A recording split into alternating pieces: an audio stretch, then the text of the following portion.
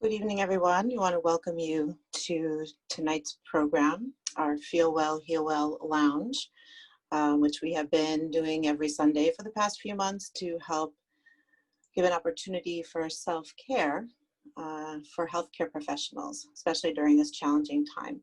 So we're really looking forward to tonight's program and welcoming everyone. Just a couple of things. First, to know that we are streaming live on Facebook right now, just so everyone is aware of that. Also, we are interested in hearing some feedback from you about potential topics that you would like to hear about, if there's something that's interested you, or if you feel you want to go deeper into a particular aspect, or you're having a particular challenge you'd like to discuss or hear about how to handle, please let us know. We'll ask you now and also you again at the end of the program, so feel free to write that in the chat, or you could send an email to the Point of Life Foundation with your suggestions, and we'll take that into consideration as we're planning future programs. But for now, I'd like to just get down to business for this evening and welcome you all to this wonderful program, which will be hosted by two wonderful doctors, healthcare professionals.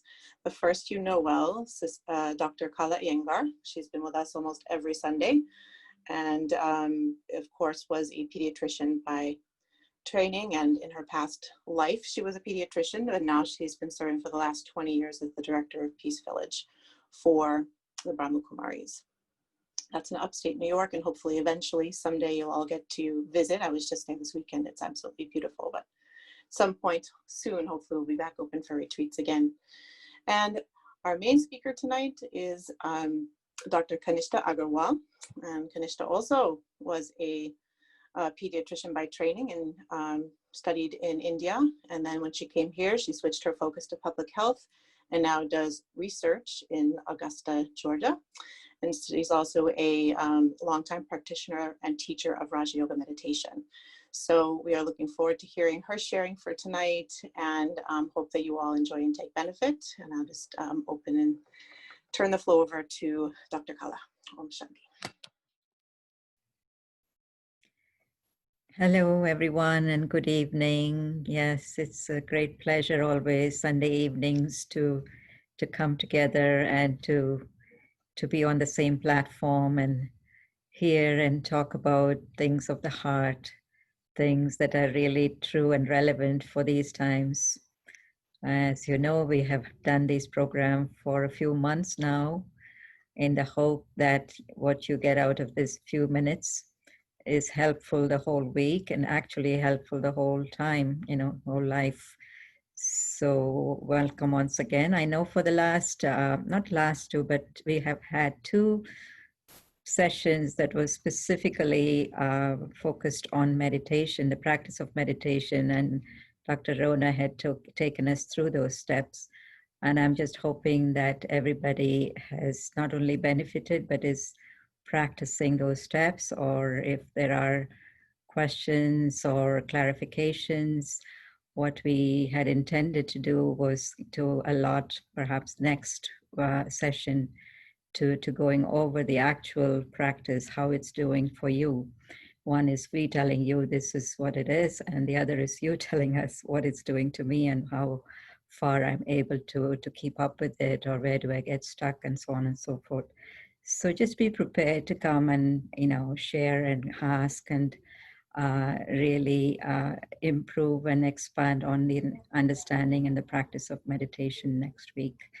And today again, of course, most of our presenters are practitioners of Raja Yoga meditation, as you would have gathered, and they will be telling you all these little snippets of how they do it on work at work. And so hopefully that has been a big help for you also. So I'm also looking forward to listening from Dr. Kanishtha, her own personal journey, her own personal experience, because as they say, there is nothing like the authority of experience in life. So let's hear it from her. Yes. So thank you, Dr. Kala. Just like you said, I'll be sharing today with you all my personal journey of meditation, how it all started, the insights that I gained, and the transformation it brought in my life. About 25 years ago, I lost my father within a month of my joining medical school. I did not get to see him and be with him during his last days because I got so busy with my medical schooling. And most importantly, I didn't realize that he was so sick to such an extent that he would leave me so quickly. I was also so attached to him that I felt a deep sense of emptiness inside me. And I held on to the guilt feelings that led to a lot of emotional turmoil, the impact of which started showing up in my physical body to such an extent that I almost became bedridden by the end of my final year. I also went into depression and I started eating a lot and I gained a lot of weight. And that is when I got introduced to the Brahma Kumari's Raj Yoga meditation. After that, I had beautiful realizations. Due to those realizations, transformation happened in my life and my healing process actually started. So my story is actually very similar to Po, the panda of the movie Kung Fu Panda. Many of you might have seen this movie. So now you will see a small clip of the conversation between the panda and his master. Name of his master is Ugwe, and he is actually very elderly, wise tortoise. So you please enjoy this clip and then we will go. Yeah, so in the clip that you just saw, how Po was sulking under the peach tree of heavenly wisdom and he was stuffing himself with peaches. And Ugwe, he was able to understand that the underlying problem for Po was the lack of faith in himself and also fear of not being enough. He was too stuck in the past and he was worrying about the future. Because of not being able to be in the present moment and his inability to manage his own stress, there was emptiness which he was trying to fill by eating peaches. So that was actually exactly my story. So now I'm going to show you the PowerPoint so that you can see the insights that I got when I started my meditation journey. So thank you.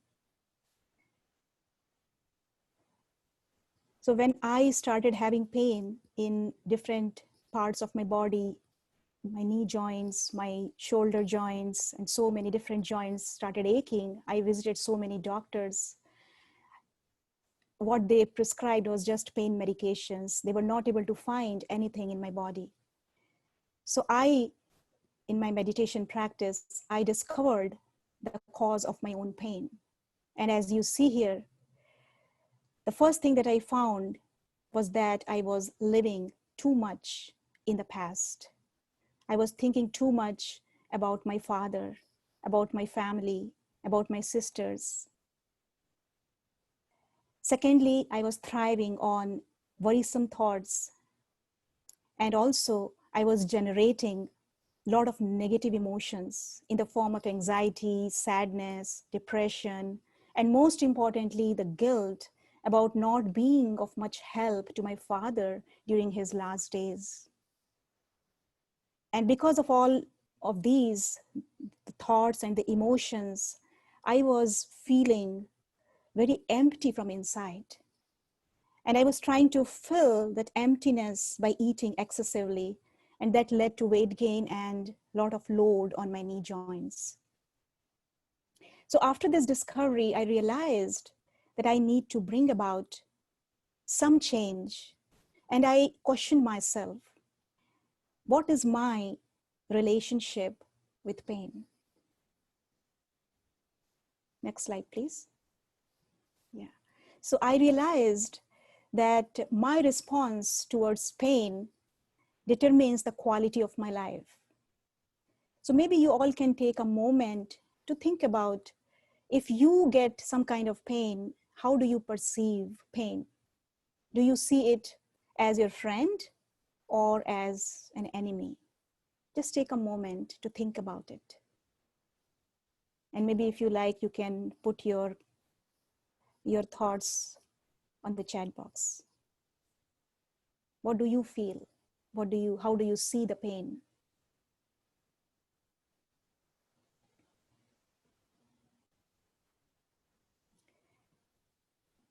what I realized, that when I would see pain as my friend, then I will treat it with love and respect.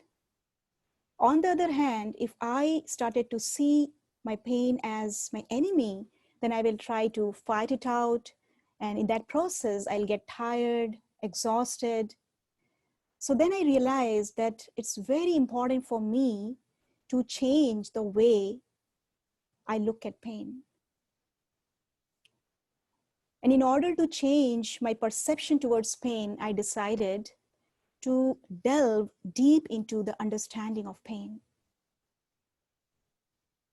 Next slide, please. I realized that I have this choice, whether I want to see the pain as, like I said, as a foe or a friend. And then I remembered that there is a saying that we all are familiar with, that pain is inevitable, but suffering is optional.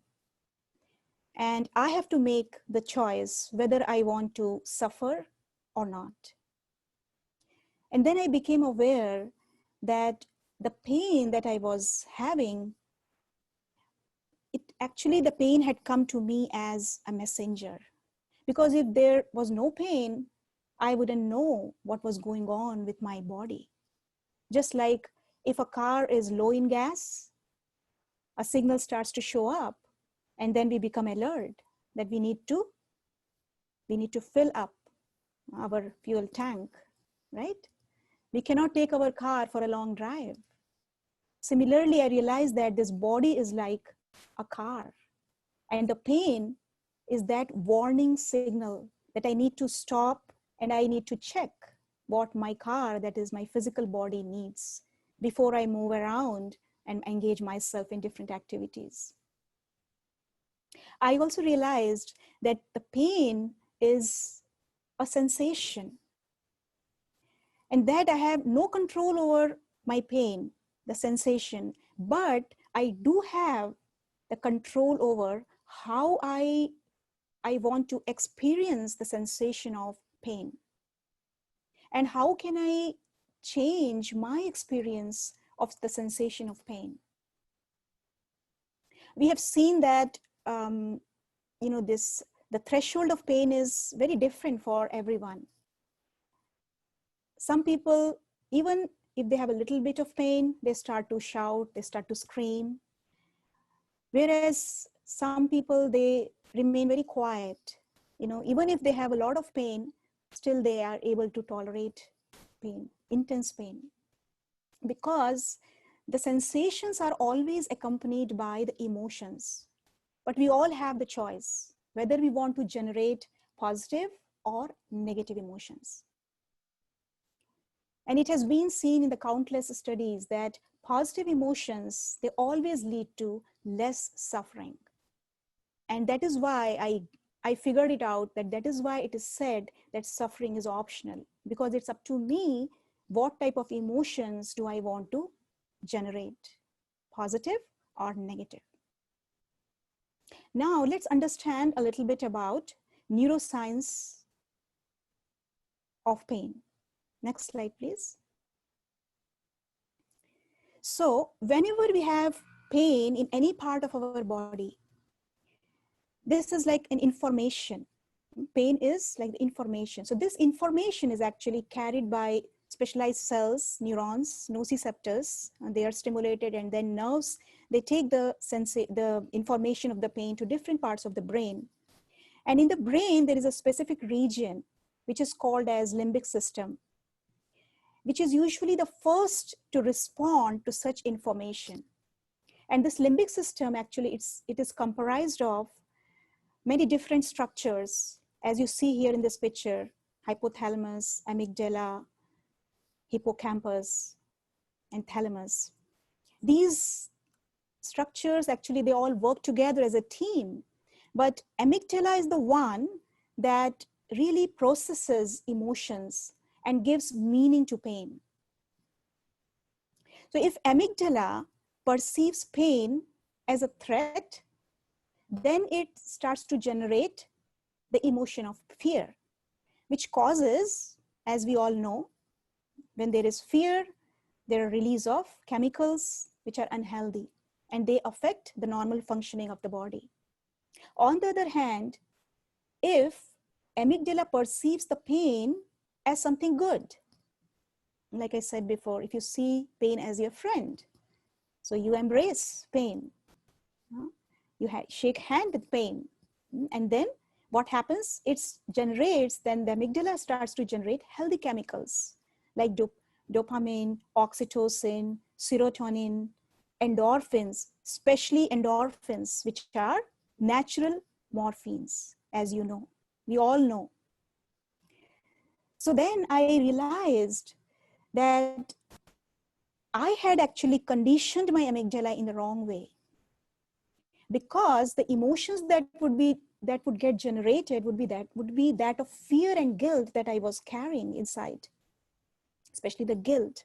And these negative emotions were actually causing my body to ache even more. I would hurt even more because of these negative emotions. My amygdala was trained to perceive pain as a threat and would therefore generate fear, which would cause release of more and more cortisol, and that would aggravate more and more pain. But the good news that I understood was that I can retrain my amygdala in meditation. And eventually, a time will come that amygdala would start to respond in a positive way, naturally. It will be natural for the amygdala to respond in a positive way. So the $1 million question here is how to retrain the amygdala towards positive emotions. So another thing that I understood,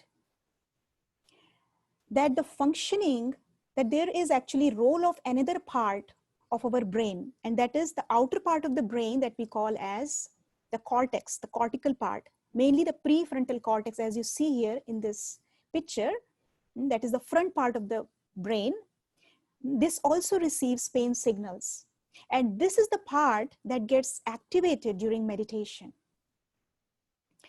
So also in a way, we can say that this amygdala, we can compare this amygdala with the subconscious mind and the prefrontal cortex as our conscious mind.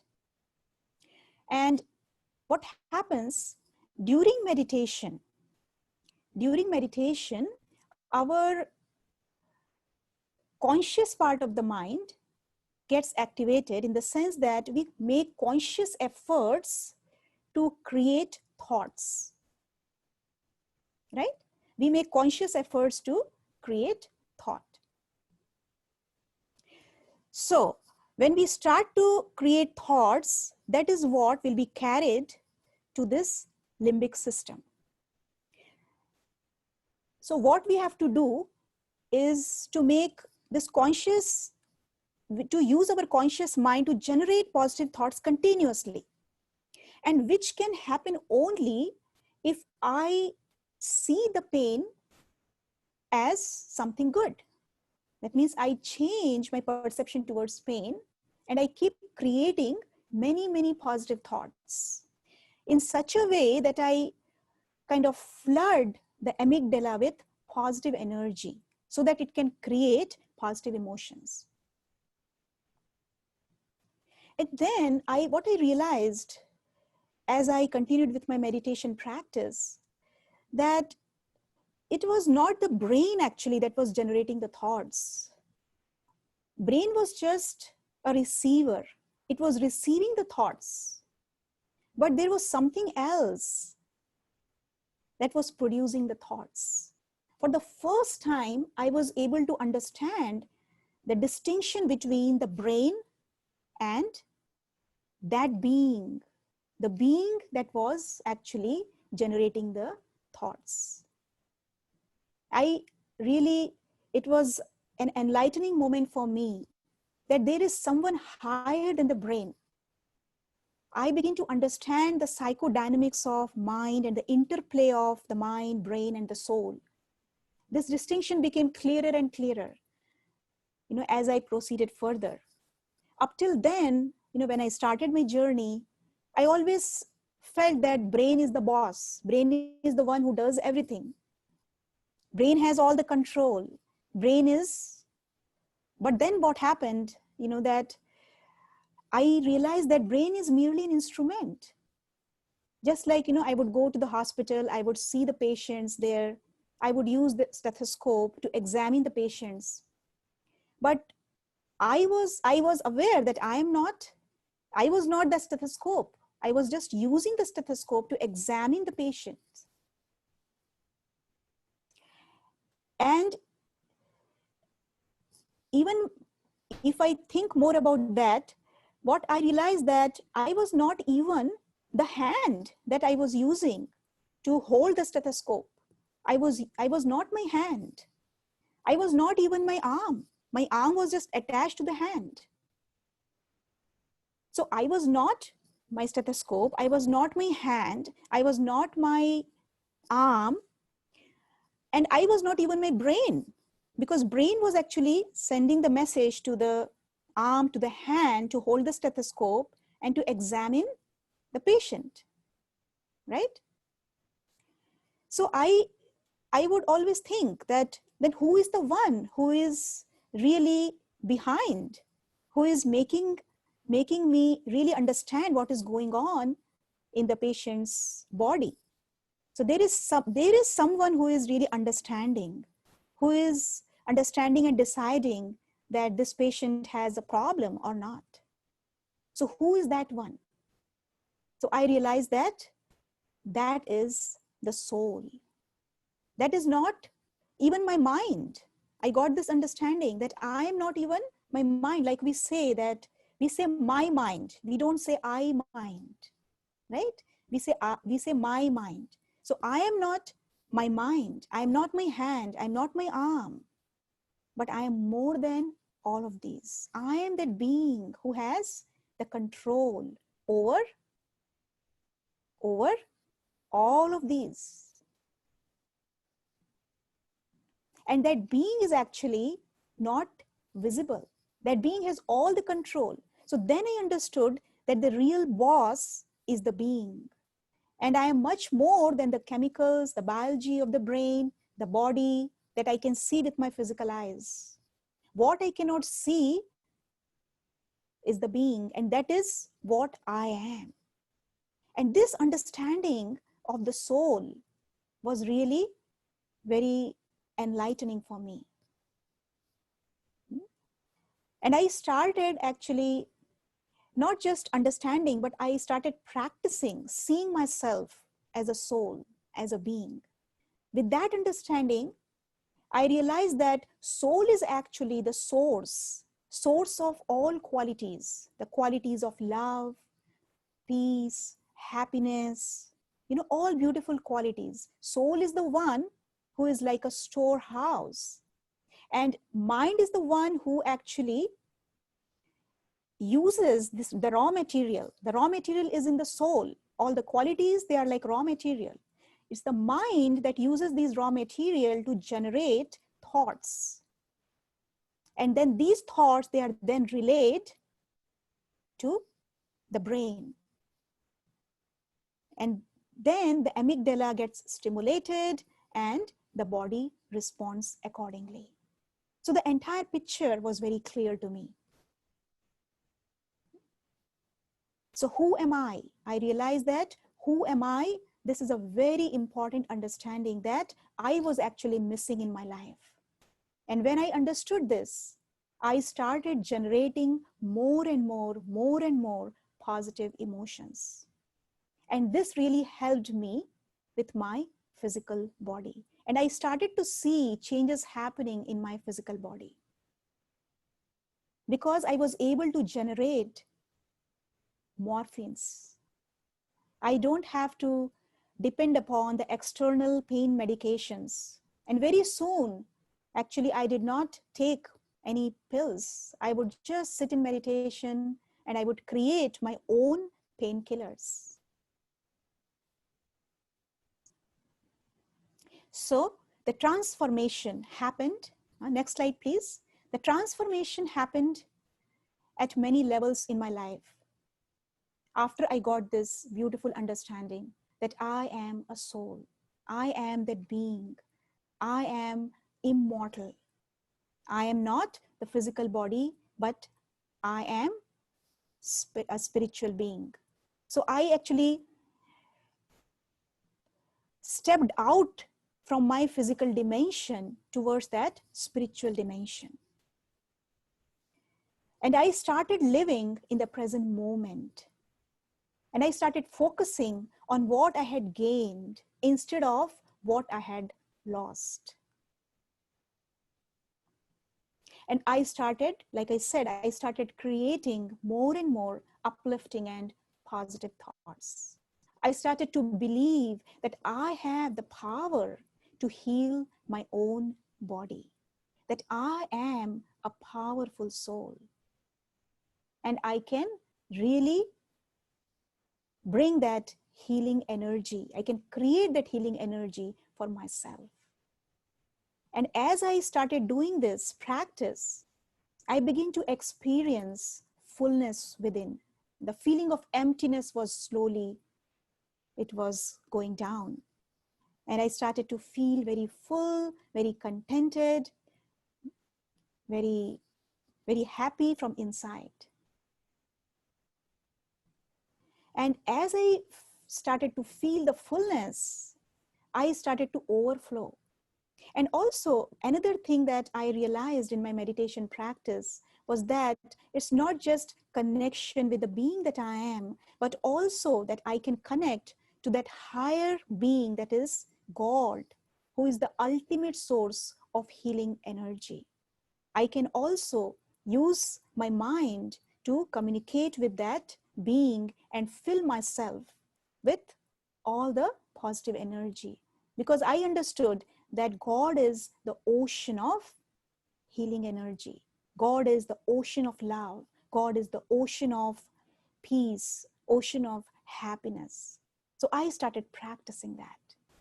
And I became more and more full from inside.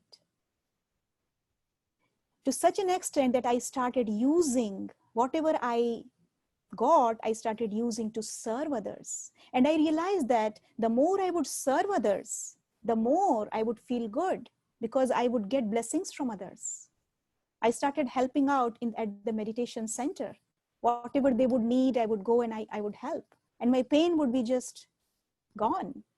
It was so interesting. The more I would serve, the more I would be happy, the more I would be able to generate more and more endorphins. And this is how I was able to deal with my own pain. And I became almost completely painless. So now I would like to show you few strategies, maybe to make it very simple, the strategies that I use to manage my pain, ABCD strategies to manage my own pain. First is, I became very alert that pain is a messenger, it's a signal that something needs to be changed. And secondly, B for believing, that I started to believe that I have the power to heal my own pain. I have the power to generate my own morphine, that is endorphins. Thirdly, C for consciousness. I brought a change in my consciousness from the body to the soul, to the being that I am. And fourthly, D stands for I started to deliver service because I was overflowing with positivity to such an extent that I used that positivity to serve others. And like I said, the more I would use my body for serving humanity, the less pain I would feel. So this is the ABCD strategy. If you like, you can also use to manage your pain. Thank you. And now I would invite Dr. Kala to lead us through the meditation.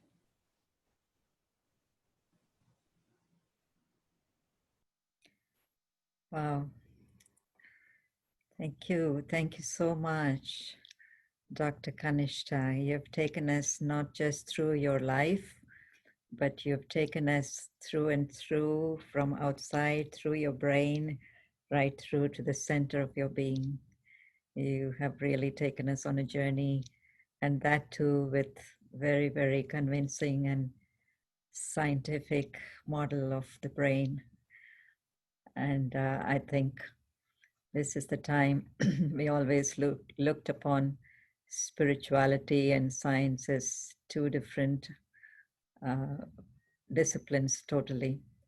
And I think it's time for us to really converge the two, and how science can really prove that, this spiritual energy, it has to be equally harnessed and understood as we have tried to understand the physical energy, because that lies at the root of it all.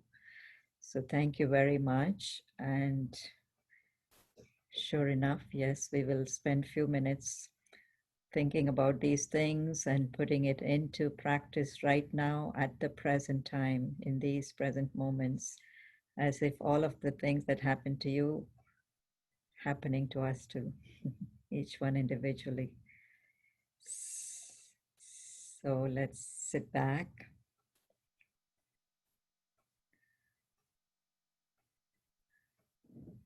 Ready to give ourselves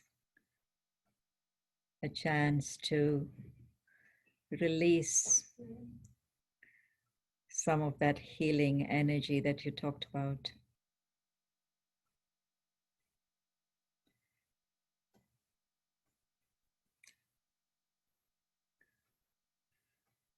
And most importantly, that fact that if I take charge,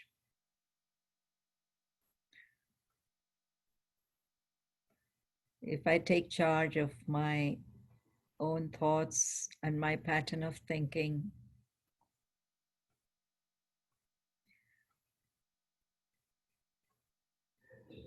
I can also create the emotions that I want to create.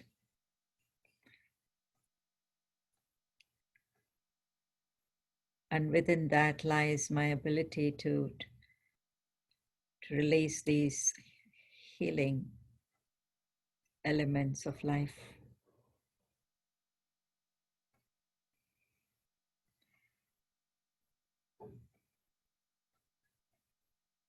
So let us travel from the world that we are so familiar with,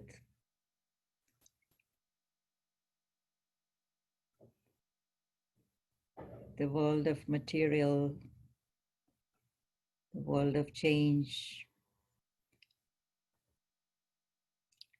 the world of bodies, human bodies, other bodies,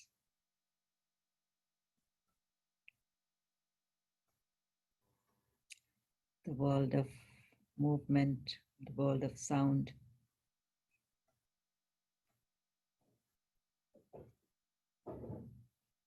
And acknowledging all of that to be a reality.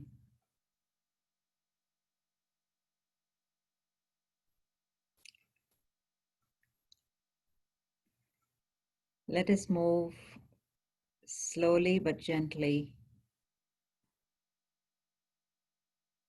into that other reality.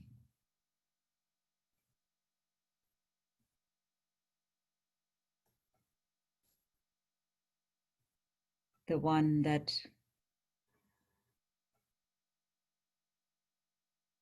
lies inside of me, inside this body.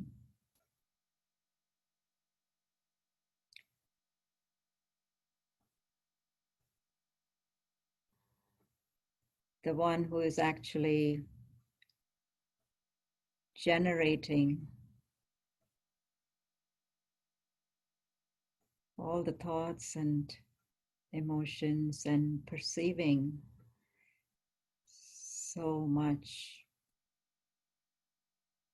The one that has so much choice.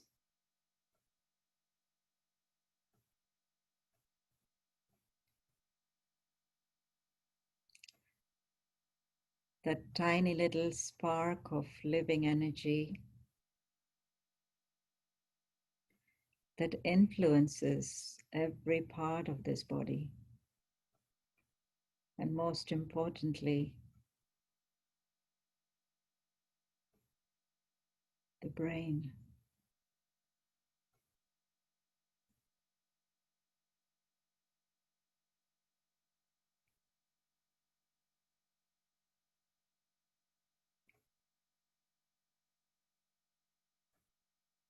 In fact,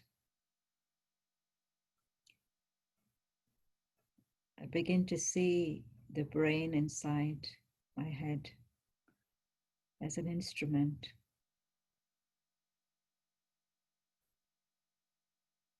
for I, the thinking being, to operate through.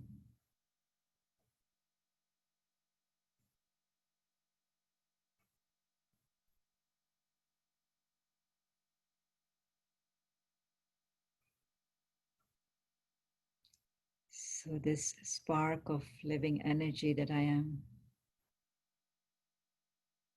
let me spend a few moments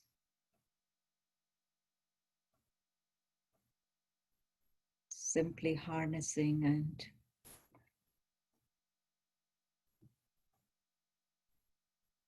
focusing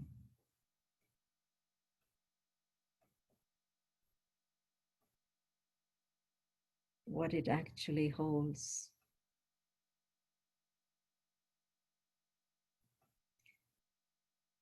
It's totally not a physical entity. It's something very subtle and yet very real.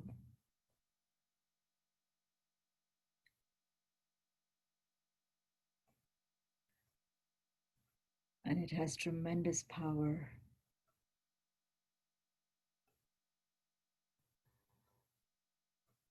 to generate thoughts.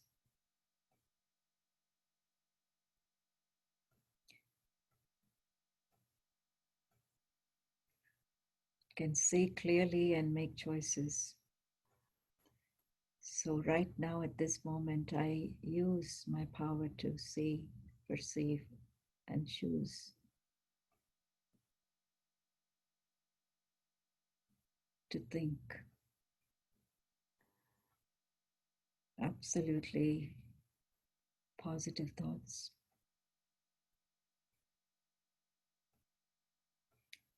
Thoughts of peace,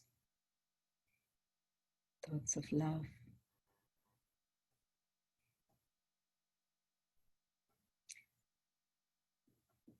thoughts of faith,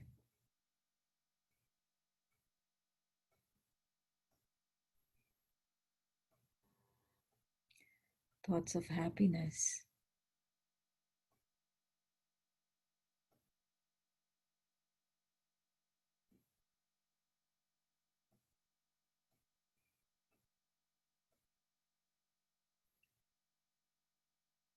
I think of myself as a being of peace, of love, full of faith, of happiness.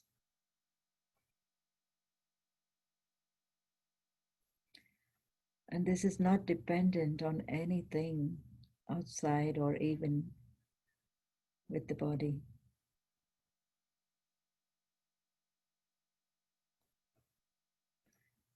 This is who I am.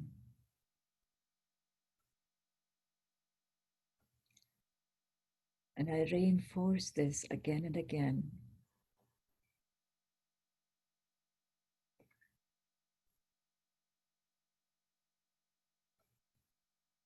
And even if there is any discomfort, any pain,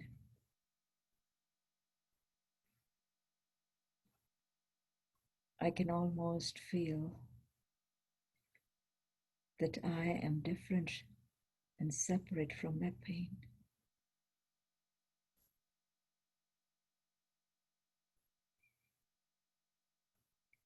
In fact, I can begin to appreciate the subtle messages from the body and respond positively,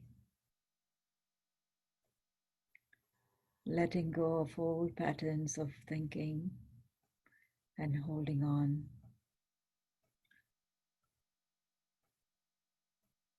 And embracing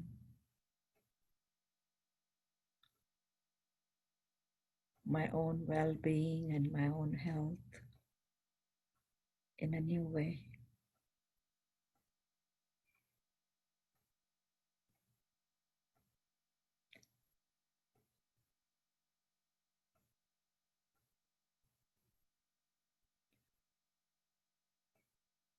I take my health in my own hands.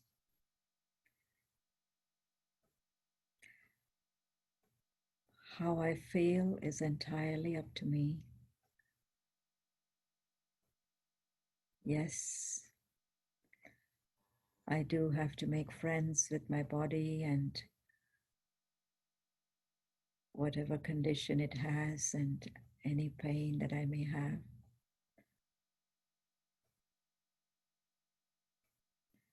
But eventually, I, the being of living energy,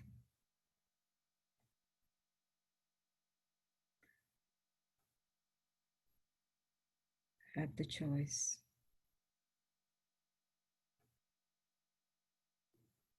to create positive energy inside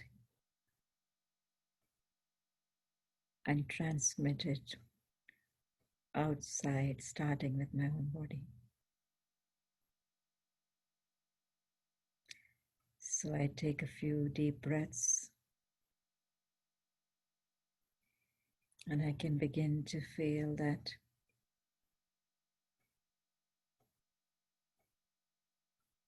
positive energy that emanates from the center of my forehead has actually begun to flow and infiltrate into all the cells and all the vessels and all the nerves of the body, filling them with peace and love and harmony, those beautiful healing qualities.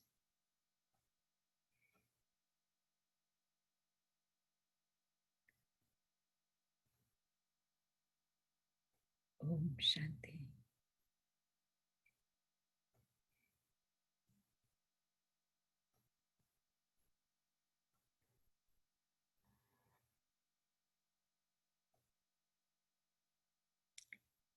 Om Shanti. Om Shanti.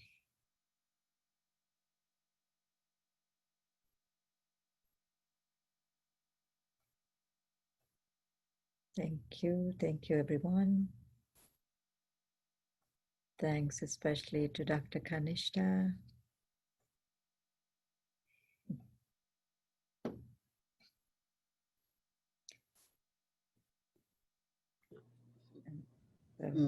Thank you, Dr. Kala. It was such a beautiful meditation experience.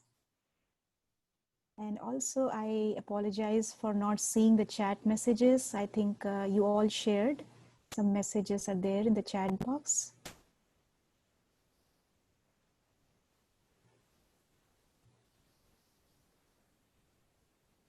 So I can see people have responded. Thank you very much for participating. I really appreciate all your messages. Sorry, it's been a technical evening for me, technical challenge evening. I just wanted to thank you all for joining us tonight. I hope you're all as inspired as I am by Dr. Kanishta's story and have a little bit deeper understanding of the practical aspects of how meditation and regular meditation practice can really improve our lives. And thanks so much to Dr. Kala as well for always, as always, putting a beautiful, deep spiritual spin on it through her meditations. So thanks so much for joining us. Just a reminder, if you have any ideas or thoughts about what you'd like to hear from in future sessions, please either put in the chat box or feel free to email the Point of Life Foundation. And we all really look forward to seeing you next week and hope you have a wonderful week. And we will be doing the session, as Sister Kala was mentioning, next week, even though it is Labor Day weekend, we will be here. So we hope you'll spend part of your holiday weekend with us. Okay, have a wonderful week. Om Shanti. Thank you. Thank you.